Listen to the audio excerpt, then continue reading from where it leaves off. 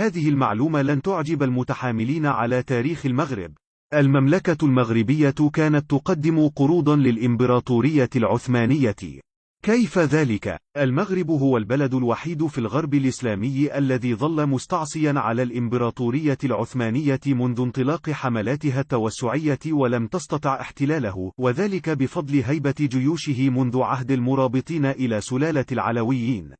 وفي الوقت الذي كانت فيه بلدان شمال إفريقيا تخضع لحكم العثمانيين، كان المغرب ينعم بسيادته وتجمعه علاقات دبلوماسية متينة مع الدول العظمى ويتبادل معها السفراء.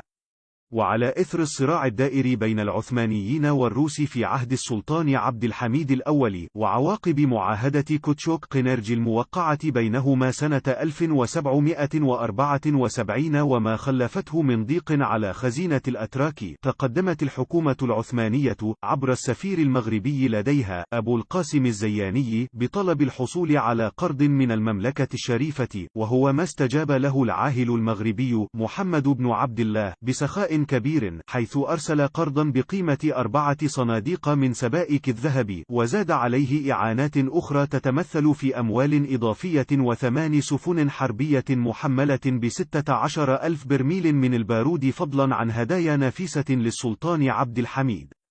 إذا أعجبتك المعلومة ضع إعجابا واترك تعليقا وشارك الفيديو حتى يعلم الكل. تاريخنا فخرنا.